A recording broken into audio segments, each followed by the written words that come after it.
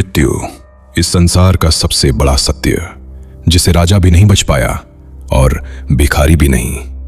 लेकिन क्या होगा अगर स्वयं मृत्यु के देवता किसी से डरते हों? हाँ, यमराज, जो हर जीव की मृत्यु का निर्णय लेते हैं, वो भी एक शक्ति के सामने कांप उठते हैं। वो शक्ति है महाकाल, देवों के देव भगवान शिव। लेकिन आखिर ऐसा क्या हुआ था कि स्वयं यमराज को महादेव के सामने झुकना पड़ा? आज की ये कहानी आपको ले जाएगी समय के उस रहस्य में जहां मृत्यु भी हार गई थी। यमलोक, एक ऐसी जगह जहां हर आत्मा को जाना ही पड़ता है। विशाल काले द्वार, चारों ओर अग्नि की नदियां और सिंहासन पर बैठे मृत्यु के देवता यमराज। उनकी आंखों में भयंकर तेज था, हाथ में कालदंड और सामने चित्रगुप्त, जो हर जीव के कर्मों का लेखा रखते थे। प्रभु, आज हजारों आत्माओं का समय पूरा हो चुका है, यमराज ने शांत स्वर में कहा। मृत्यु ही संसार का नियम है, जिसका कोई नहीं बचा सकता। लेकिन यमराज नहीं जानते थे कि बहुत जल्द उनका सामना ऐसी शक्ति से होने वाला है जिसके आगे काल भी छोटा पड़ जाता है।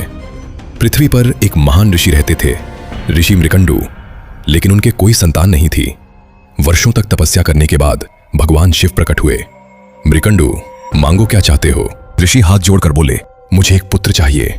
महादेव मुस्कुराए, लेकिन फिर बोले, तुम्हारे पास दो विकल्प हैं।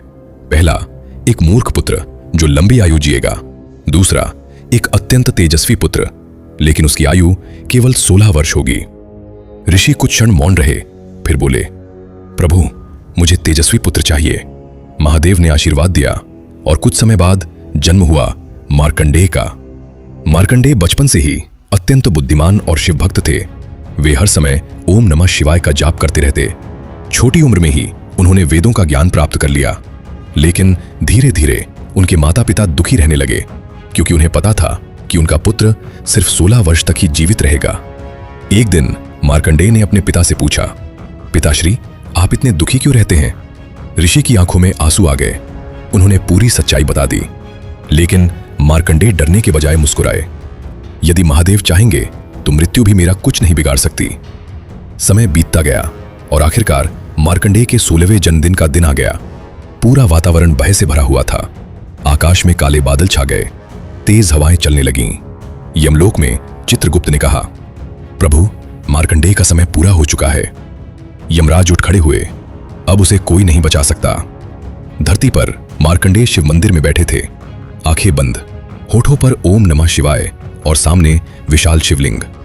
जैसे जैसे मृत्यु का समय पास आ रहा था, वैसे वैसे उनका जाप और तेज होता गया।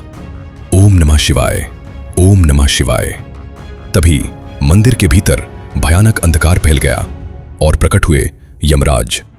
विशाल काला शरीर, लाल अग्नि जैसी आंखें और हाथ में मृत्यु का पाश।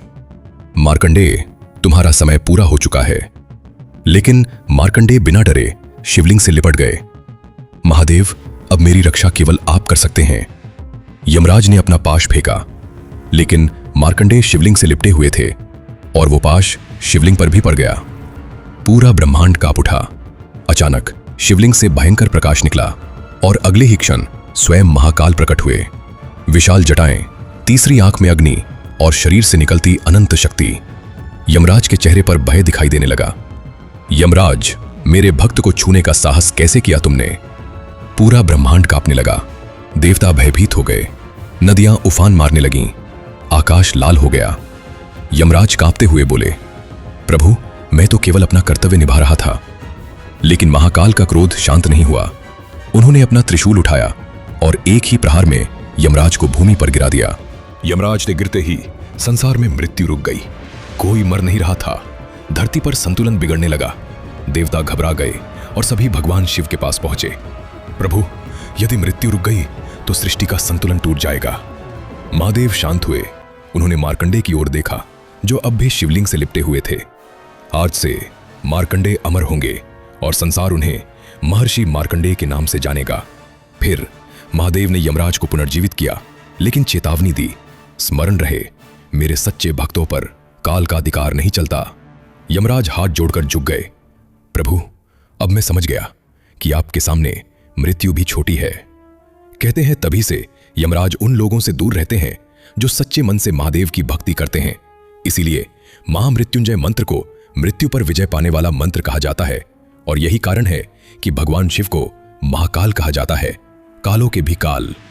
इस संसार में हर किसी को मृत्यु से डर लगता है, लेकिन जो महादेव की शरण में आ जाए उसके लिए स्वयं मृत्यु भी रुक जाती है।